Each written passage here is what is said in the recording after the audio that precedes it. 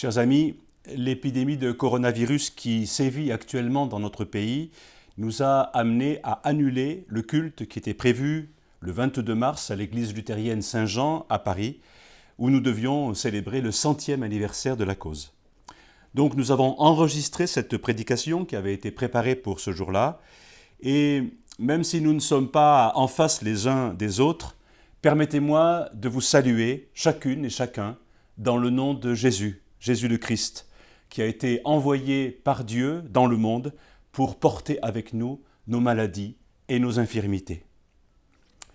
Le texte indiqué pour ce dimanche 22 mars dans nos listes œcuméniques est Jean, l'évangile de Jean, chapitre 9. Le récit de la guérison d'un aveugle né par Jésus. Et je vous propose d'en lire les 11 premiers versets. Que l'Esprit de Dieu éclaire pour nous cette parole. En passant, Jésus vit un homme aveugle de naissance. Ses disciples lui demandèrent « Rabbi, qui a péché, lui ou ses parents, pour qu'il soit né aveugle ?» Jésus répondit « Ce n'est pas que lui ou ses parents aient péché, c'est pour que les œuvres de Dieu soient manifestées en lui. » Tant qu'il fait jour, il faut que nous accomplissions les œuvres de celui qui m'a envoyé. La nuit vient où personne ne peut faire aucune œuvre. Pendant que je suis dans le monde, je suis la lumière du monde. Après avoir dit cela, il cracha par terre et fit de la boue avec sa salive. Puis il appliqua cette boue sur les yeux de l'aveugle.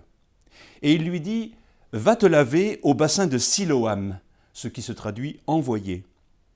Il y alla, se lava, et quand il revint, il voyait. Ses voisins et ceux qui l'avaient vu mendier auparavant disaient « N'est-ce pas là celui qui était assis à mendier ?» Les uns disaient « C'est lui ». D'autres disaient « Non, mais il lui ressemble ». Lui-même disait « C'est bien moi ». Il lui disait donc « Comment tes yeux se sont-ils ouverts ?» Et l'homme répondit « L'homme qu'on appelle Jésus a fait de la boue, il me l'a appliqué sur les yeux et il m'a dit « Va te laver à Siloam ». J'y suis allé, je me suis lavé et j'ai retrouvé la vue. Jusque-là notre lecture. Lorsque Freddy Durleman a convoqué une assemblée de 200 personnes environ à l'église Saint-Jean ce 21 mars 1920, c'était clairement pour créer une œuvre d'évangélisation. Et dès le départ, il a donné à cette œuvre le nom de « La Cause ». On était au sortir de la Première Guerre mondiale, cette guerre si meurtrière. On venait de démobiliser tous les combattants de cette guerre, mais Freddy Durleman était convaincu de l'urgence de remobiliser les chrétiens pour la cause de l'Évangile. Je vous propose d'écouter un extrait de son discours ce jour-là. Il disait « Beaucoup de nos contemporains se rangeraient sous la bannière de Jésus-Christ si seulement ils connaissaient notre Maître. Mais hélas, quelle ignorance de l'Évangile autour de nous! Elle n'a d'égal que l'ignorance où se trouvent tant de chrétiens à l'égard de cette ignorance-là. Eh bien, de cette ignorance, nous ne voulons pas prendre notre parti, car en vérité, jamais l'occasion n'a été si belle de faire connaître l'Évangile. » Et dans la suite de son message, Freddy Durleman va proposer une organisation quasi militaire pour envoyer les chrétiens non pas sur le champ de bataille, mais sur le champ de mission. Alors certaines expressions martiales qu'il utilise dans son discours nous font un peu sourire aujourd'hui, et il faut se remettre dans le contexte de l'époque où la guerre était encore cruellement présente dans tous les esprits. Mais il n'empêche que, dès le départ, la cause s'est voulue une œuvre d'évangélisation. Alors ce mot d'évangélisation, il nous pose un peu problème aujourd'hui. Il est devenu suspect. Il laisse entendre que les chrétiens seraient en train de se radicaliser pour devenir des agents de prosélytisme et chercher à convertir les autres. Et dans notre pays ultra-laïque, cette volonté d'évangélisation passe difficilement. On l'assimile à des pressions psychologiques, à de la manipulation mentale, à des abus de faiblesse, à des conversions forcées. Le texte de la guérison de l'aveugle-né que nous venons de lire à l'instant dans l'évangile de Jean peut nous permettre d'y voir un peu plus clair et de comprendre que évangéliser n'est pas endoctriner, embrigader, assujettir, mais au contraire, remettre sur pied, restaurer dans sa dignité, rendre la liberté, guérir. L'évangile de Jean nous rapporte beaucoup moins de miracles que les autres évangiles, que les 3 autres évangiles. Mais ces miracles servent, dans l'évangile de Jean, toujours à un enseignement très profond. D'ailleurs, Jean ne parle pas de miracles, mais de signes, ce qui est différent. Chacun de ces épisodes fait sens. Il ouvre à des réalités spirituelles qu'il s'agit de découvrir. Et justement, le texte que nous avons lu à l'instant va nous permettre de mieux comprendre ce qui se joue dans l'évangélisation. Et nous allons entrer dans ce texte successivement par 3 portes. Le thème de la guérison, le thème de la lumière, et enfin la notion d'œuvre de Dieu qui nous permettra d'évoquer plus particulièrement le travail de la cause. Donc, premier de ces thèmes, la guérison de l'aveugle. Qui a péché pour qu'il soit né aveugle, lui ou ses parents? La question des disciples traduit ce qui était une croyance très répandue. L'infirmité ou la maladie ne peut être qu'une malédiction envoyée par Dieu pour punir des fautes commises contre lui. Parce que dans la mentalité de l'époque, Dieu bénit ceux qui lui obéissent, mais il châtie ceux qui n'observent pas ses commandements. Et nous aussi, lorsque nous disons « Qu'est-ce que j'ai fait au bon Dieu pour mériter ce qui m'arrive ?», nous sommes dans cette même logique de la rétribution. Un bébé qui naît infirme, une jeune fille à vélo renversée par une voiture, un non-fumeur qui meurt d'un cancer du poumon. Voilà des événements qui contredisent ces conceptions simplistes qui hantent encore nos esprits. Or, ces croyances sont encore très répandues. En Afrique, par exemple, la maladie est perçue comme le résultat d'un mauvais sort qui a été jeté contre la personne malade. Mauvais sort dont il faut se délier en quelque sorte. Ou bien chez nous, pendant cette période d'épidémie que nous connaissons, on a tendance à chercher des responsables et on désigne à la vindicte populaire les Chinois à l'origine de la maladie, les Italiens qui l'ont introduite en Europe, les Européens qui risquent de contaminer les États-Unis, le gouvernement qui en fait trop ou pas assez, comme on avait accusé les Juifs au Moyen-Âge d'être à l'origine de la peste. Cette question « Pourquoi la maladie ?», elle hante nos esprits, mais elle est aussi le thème principal du livre de Job dans la Bible. Et tous les arguments pour défendre une origine divine de la maladie sont exposés par les amis de Job. Mais la conclusion de ce livre, très important dans la Bible, est que l'homme ne peut pas comprendre l'origine du mal. L'homme ne peut pas comprendre le pourquoi du malheur. Et il faut se méfier des conceptions trop simplistes. Il n'appartient pas aux créatures que nous sommes d'identifier le péché et ses conséquences, de nous établir en juges, de chercher des responsabilités, des liens de causalité. Ce qui nous est demandé, c'est de regarder ceux qui nous entourent, et notamment les personnes malades ou handicapées, comme des personnes que Dieu accueille dans son amour, pour lesquelles Dieu veut agir en bien.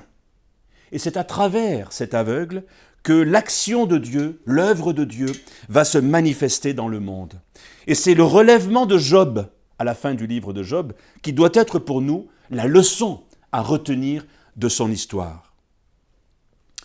Je voudrais souligner un détail du récit, c'est qu'il n'y a aucun dialogue entre Jésus et l'aveugle, en tout cas au début du chapitre. Jésus ne demande pas à cet homme « Veux-tu être guéri ?»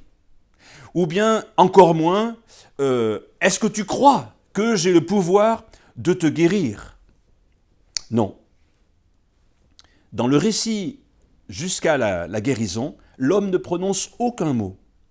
Jésus prend totalement l'initiative de cette guérison, sans que personne ne lui demande rien, ni l'aveugle, ni les disciples, ni les amis de l'aveugle, ni les parents de l'aveugle, personne.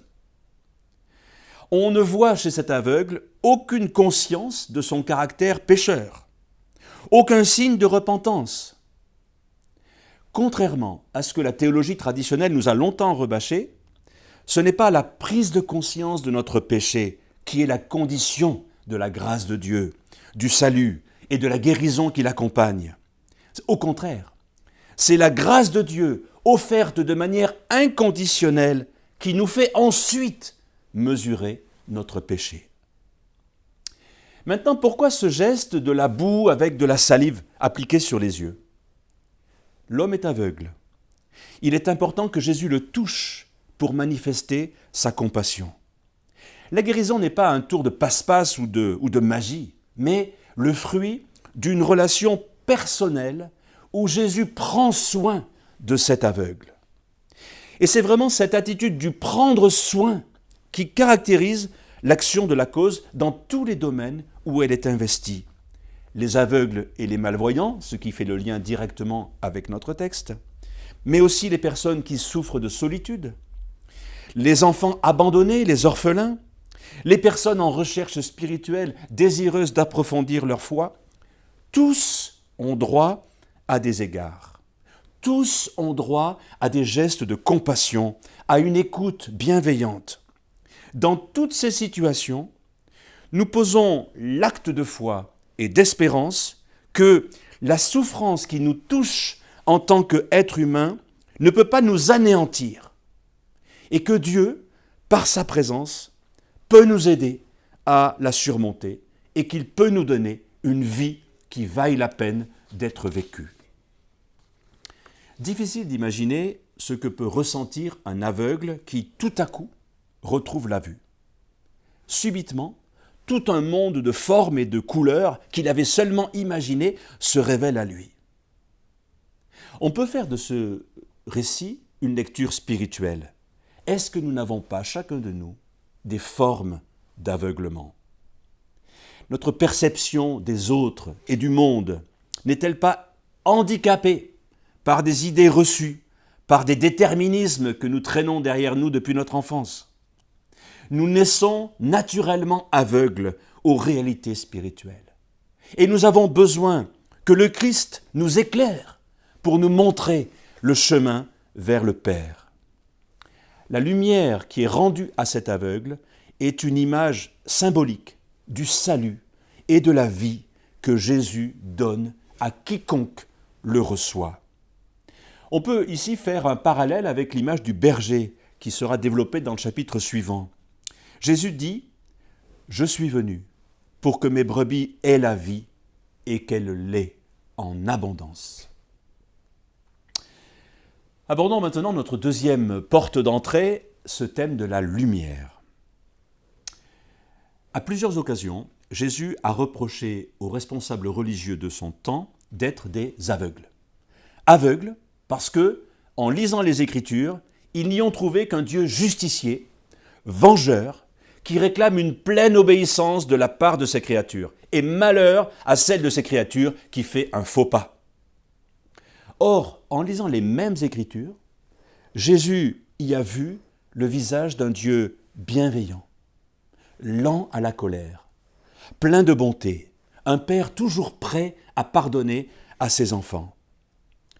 Or, cet autre visage de Dieu est infiniment libérateur et réconfortant pour tous ceux que le légalisme excluait d'une quelconque légitimité pour s'approcher de Dieu. Regardez dans ce même évangile de Jean, la femme samaritaine, la femme adultère, l'aveugle-né, autant de personnes laissées pour compte dans la religion traditionnelle, mais que Jésus accueille, qu'il redresse, à qui il rend une dignité, pour qui il ouvre un nouvel avenir. Voilà pourquoi l'évangile de Jean présente la venue de Jésus dans le monde comme une lumière qui fait irruption dans le monde. Cette lumière est la véritable lumière qui, en venant dans le monde, éclaire tout homme. Celui qui suit Jésus ne marchera pas dans les ténèbres, mais il aura la lumière de la vie. Voilà des exemples de paroles que l'on trouve dans cet évangile. on a dans les 12 premiers chapitres de cet évangile de Jean de très nombreuses références à ce thème de la lumière, comme ici dans notre texte. Mais imaginez, Jésus est en train de parler de la lumière à un homme aveugle qui n'a jamais vu la lumière. C'est donc bien que ce terme de lumière est à prendre dans un sens métaphorique. Jésus présente son ministère comme une œuvre de guérison face à toutes les obscurités qui règnent dans notre monde. Il dit au chapitre 12 de ce même évangile « Je suis venu comme une lumière dans le monde, afin que quiconque croit en moi ne demeure pas dans les ténèbres. » Donc ça veut dire que la lumière n'est pas à chercher à l'issue d'une quête initiatique, comme dans les films à suspense ou dans les jeux vidéo. Cette lumière, elle est là, à portée de main, à portée de regard. Elle est offerte à quiconque se tourne vers l'envoyé de Dieu et met en lui sa confiance. Mais de même qu'il y a des taches sur le soleil que les puissants télescopes nous révèlent, il y a aussi dans le texte que nous avons lu des atténuations. Jésus dit au verset 4 « La nuit approche où personne ne peut travailler ». Tout au long du 4e évangile, on trouve en effet cette dialectique entre lumière et ténèbres, et ici, entre jour et nuit. Peut-être que Jésus parle de lui-même en disant « la nuit approche ». Il pressent cette opposition grandissante qu'il suscite de la part des chefs du peuple, des autorités religieuses. Il devine cette opposition qui va chercher à le réduire au silence, à éteindre la lumière qu'il était venu apporter dans le monde en le clouant sur une croix. Mais Jésus cherche aussi à nous interpeller, nous qui sommes ses disciples. Un peu comme Freddy Durleman l'a fait à son époque, Jésus cherche à nous faire prendre conscience de l'urgence de la situation. Vous avez la possibilité de travailler à l'œuvre de Dieu. Alors, profitez de l'occasion. Ne vous relâchez pas. Vous êtes dans le monde pour témoigner de la bonne nouvelle de l'amour de Dieu. Alors, proclamez-la tant que vous le pouvez encore. N'attendez pas qu'il soit trop tard. Qu'est-ce que cela peut bien vouloir dire tant qu'il fait jour? Plusieurs pistes d'interprétation. Tant que nous avons encore la liberté, en tant que chrétiens, de témoigner de notre foi dans les sociétés où nous sommes placés. Tant que nos contemporains restent encore réceptifs au message de l'Évangile. Tant qu'ils ne sont pas tous branchés sur des machines qui les distraient 24 heures sur 24. Tant que les désordres sociaux, sanitaires, climatiques ne deviennent pas l'urgence absolue au point que chacun ne se préoccupe plus que de sa propre survie. Tant que les communautés chrétiennes n'ont pas atteint le seuil critique de l'insignifiance et qu'elles sont encore capables d'accueillir ceux qui seront touchés par la grâce de Dieu. Freddy Durleman, dans son discours en 1920, évoque cette parole de l'apôtre Paul dans l'Épître aux Romains. Et comment en entendront-ils parler si personne ne l'annonce ? Troisième entrée dans notre texte que je vous avais annoncé, le thème de l'œuvre de Dieu. La cause est une œuvre protestante, reconnue d'utilité publique selon les critères de notre République française. Et ce mot « œuvre » revient 3 fois dans le passage que nous avons lu. Je vous le rappelle, il faut que les œuvres de Dieu se manifestent en lui. Tant qu'il fait jour, il faut que nous accomplissions les œuvres de celui qui m'a envoyé. La nuit vient où personne ne peut faire aucune œuvre. Tout d'abord, je voudrais vous faire remarquer une bizarrerie grammaticale dans ce texte. Jésus ne dit pas « il faut que j'accomplisse les œuvres de celui qui m'a envoyé », ce qui serait la tournure normale, mais « il faut que nous accomplissions les œuvres de celui qui m'a envoyé ». Ce « nous » renvoie à la communauté des disciples réunis autour de lui, à l'Église primitive qui a réceptionné cet évangile de Jean, mais aussi à nous aujourd'hui, qui nous efforçons de suivre le Christ. Jésus nous donne à tous une feuille de route. Il faut accomplir les œuvres de Dieu, lui qui a envoyé Jésus. Pour nous aider à comprendre ce que signifie cette expression « œuvre de Dieu » dans l'évangile de Jean, je voudrais évoquer 2 autres versets. Au chapitre 5, « Les œuvres que le Père m'a donné d'accomplir, je les fais, et ce sont elles qui portent à mon sujet le témoignage que le Père m'a envoyé. » Manière de dire, dans la bouche de Jésus, que Dieu œuvre pour le salut des humains, ou qu'il est à l'œuvre pour nous donner une vie en plénitude. Dieu ne provoque pas le malheur des hommes et des femmes, mais il est venu en Jésus-Christ pour se solidariser avec eux et pour les sortir de leur malheur. Un second verset très fort, c'est au chapitre 14. Jésus dit « Celui qui croit en moi fera aussi les œuvres que je fais, il en fera même de plus grandes parce que je vais au Père. » Oui, Jésus annonce aux disciples que nous sommes que l'œuvre de Dieu va être démultipliée par l'accroissement numérique de ceux qui auront accueilli Jésus comme l'envoyé de Dieu pour le salut du monde.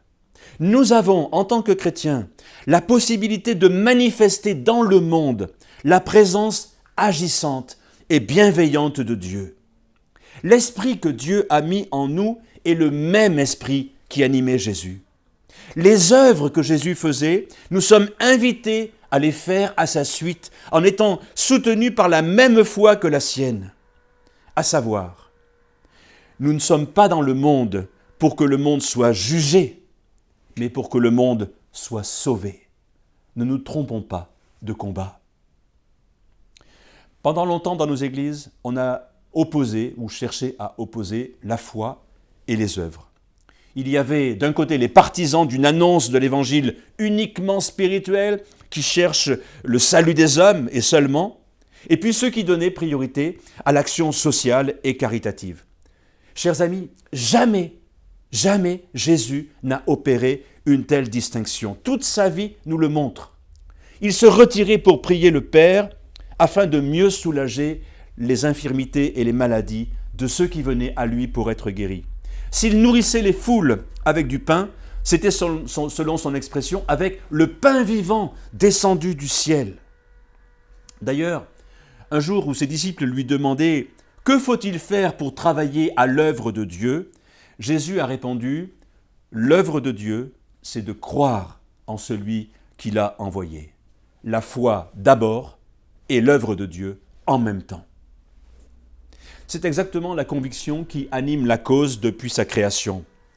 Freddy Durleman disait il y a 100 ans « Nous sommes très peu nombreux, alors c'est très simple, tout le monde au travail. » Je suis toujours impressionné chaque fois que je me déplace pour aller dans les locaux de la cause de voir le nombre de bénévoles qui se joignent aux différentes actions de la cause pour témoigner de la foi de Jésus-Christ en parole et en acte. Et ils le font en plus dans une fraternité, je dirais, qui dépasse toutes les barrières confessionnelles. Moi, j'y reconnais l'œuvre de Dieu. Et ce n'est pas de l'orgueil que de le dire à l'occasion de ce centenaire de l'œuvre de la cause, mais plutôt une forme de reconnaissance. Oui, Seigneur, ta grâce est la plus forte, ta bonté dure toujours, tes compassions ne sont pas épuisées, elles se renouvellent chaque matin.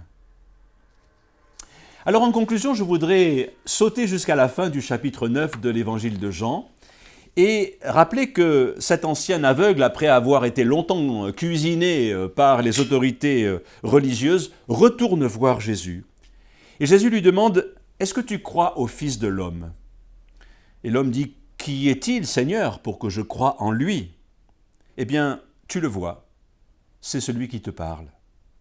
Alors l'aveugle dit « Je crois. Seigneur. » Et il se prosterne aux pieds de Jésus. Vous voyez qu'il y a eu un long cheminement chez cet homme entre la guérison qu'il a reçue et la foi qu'il confesse à la fin de ce chapitre 9. Eh bien, il me semble que ce doit être pour nous, à la cause, un encouragement pour s'adresser à tous sans aucune distinction. Oui, nous devons continuer à aider, secourir, guérir, éduquer, consoler, nourrir, sur le plan spirituel en tout cas, faire les œuvres du Père, pour qu'un jour, les gens qui ont bénéficié de ce service puissent eux aussi se prosterner devant Jésus et eux aussi dire « Seigneur, je crois ». Que Dieu nous soit en aide.